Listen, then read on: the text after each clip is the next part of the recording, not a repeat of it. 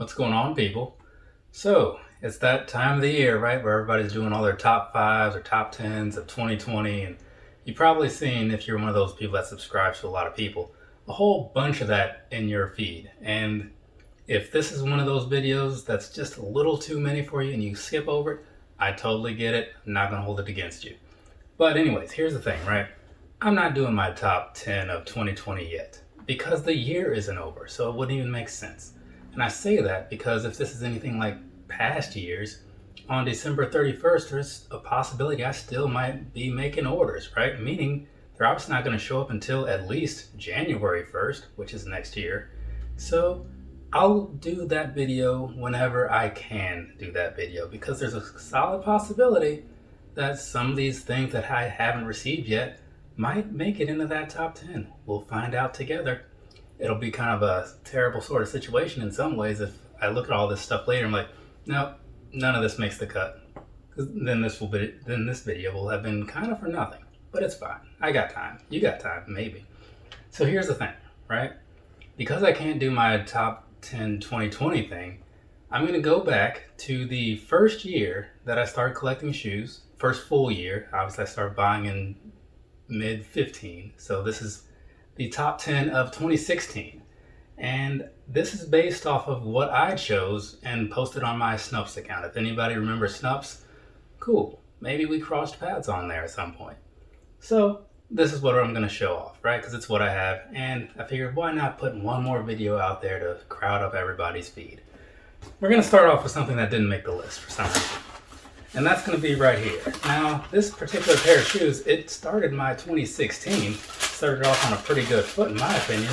But these Master 12s, they just didn't make the cut. So I get it. Looking back at, the past year, like back in 2016, I probably just looked at it and thought to myself, it's cool, but it's not better than these things. More than likely that's what happened. But it seems like a weird omission all the same. So these aren't in any particular order because my stuff never is. So just bear with me and we're going to knock this out, hopefully without taking like a super long amount of time, but we'll see what happens. First box, what is this? Oh, this is one of those Ultra Flyknit Prestos. I don't remember what happened to these. They had like 3 or 4 colors or something and then they just completely disappeared. Maybe nobody else bought any, I don't know, but I like them. These things are crazy comfortable. Depending on your personal preference, they kind of have a cool look to them as well. But again, it was 2016. I'm sure there were a lot of models that popped up and went away back then, right? If you think about it, over the years, how many things you liked that didn't quite survive the test of time? Unlike, say, the Jordan 5, which is still here going pretty strong, 30 years this year. So this would be a grade school release, the Wolf Grays, right? I think I made a post about these on Legram some time ago for whatever reason. But yeah, here we go. These 5s. I got these, I want to say, from Finish Line. And I was very shocked that that order went through because it just wasn't a thing that regularly happened, Getting certain grade school releases can be difficult because, especially in the higher sizes where like your average size male or whatever can fit them. Moving on, we got these right here, the Ultra Flyknit Air Max 1s. Super comfortable, crazy light. You would think this box was empty if you just picked it up. You're going to have to go by that unless you have some and you can compare that for yourself. Just take my word for it if you don't. But yeah, these, very nice. I actually have 2 pair. One pair is at my mom's house for when I'm there. This pair is pretty dirty because I wore it to a skating event once to see Tony Hawk. This was down in El Paso. And out of nowhere, a huge dust storm kicked up. And if you've ever been through El Paso, when a dust storm kicks up, it's not pretty. So now those shoes aren't pretty. Whatever. They're just shoes, right? These are also not very clean anymore. Wore these to WrestleMania 33. Right? Yeah, WrestleMania 33. The Gym Red 12s, alternate Gym Red, whatever they were called. When I got these, I had put in 2 orders because I wasn't sure if one had gone through or not. And I ended up sending the other one back. And later on, I regretted it because these grew to be one of my favorite 12s. Speaking of WrestleManias and whatnot, 2016, Also, I went to that WrestleMania as well. I had to look it up before this. I don't remember anything about it other than The Undertaker and Shane McMahon in their cell match. But apparently that was also the night that Zack Ryder won the Intercontinental title, and I was all excited about it. And then the next night when I was there at Raw, he lost it. And I was like, well, this is stupid. Moving back to what we're talking about here, the French Blue 12s. There's a possibility that this might be the one thing that I paid resale for. I honestly don't know. But what happened was it came out, I thought they were fine, but I didn't go for them. Or no, I went for them, I got shut out. It was just, I tried on sneakers half-heartedly. It didn't work out. Because I was at Access at that point, WrestleMania Access, and I saw people walking around in these, oh, maybe I should try for those. And it didn't work out.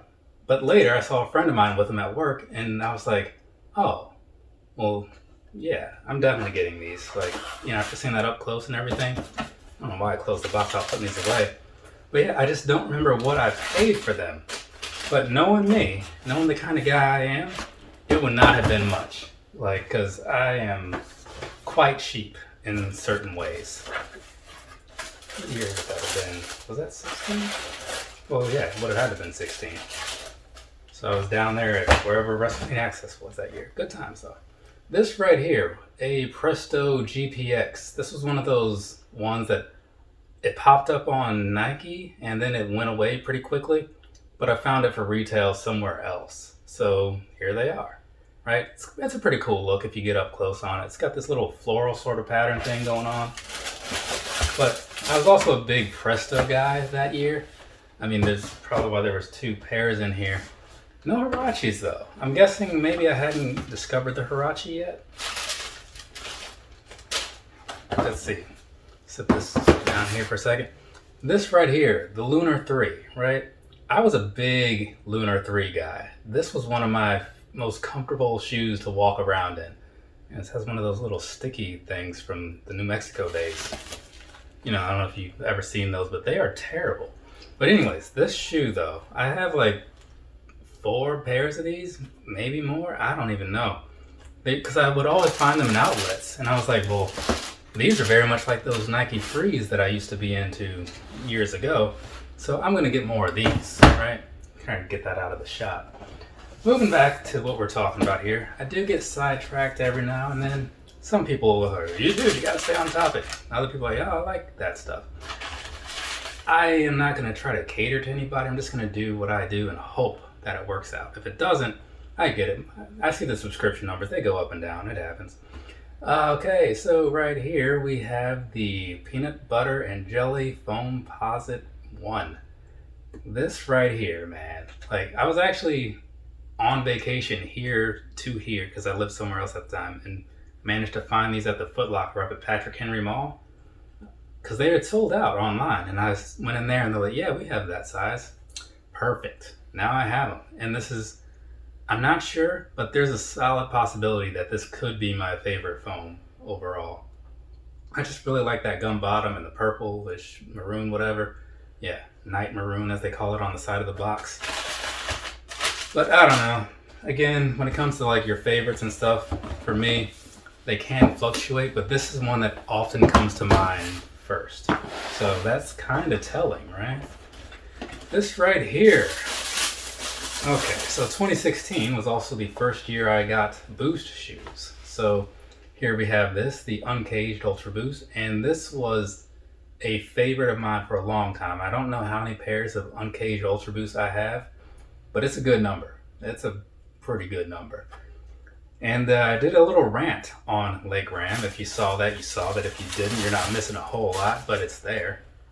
Saying that I wish they would make more of them.